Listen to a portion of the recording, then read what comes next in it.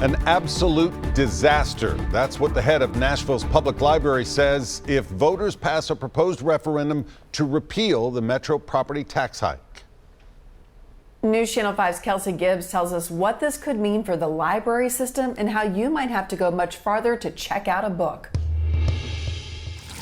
We're such a resource for students and others in the community that I can't imagine Nashville without a great Nashville Public Library, which we are. Kent Oliver, director of the Nashville Public Library, says this could be the case if a referendum to repeal Metro's 34% property tax increase is passed. As the head of your library, I can tell you that this will be catastrophic for the Nashville Public Library. The charter amendment proposed by the group Americans for Prosperity Tennessee secured enough signatures for the ballot initiative to say no to the increased tax hike. But Oliver says the proposal could do more harm than good. There'll be fewer programs, fewer staff in order to provide service, so it will just really hit us very hard. The ballot initiative would limit the city's ability to increase any future property taxes without voter approval to 2% every year.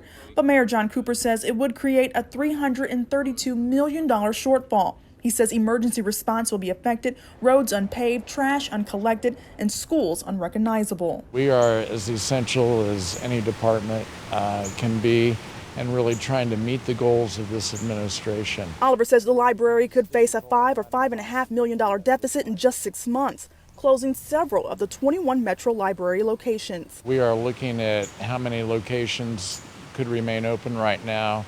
Our preliminary numbers are we'd only be able to have 2 to 3 locations remain open. Oliver says this can impact children and adult education and literacy programs. He's asking the public to not close the book on the public library system. It is a very challenging feeling, a very frustrating feeling, because we know that people want our services. We know that the library is very loved here in the community. Kelsey Gibbs, News Channel 5.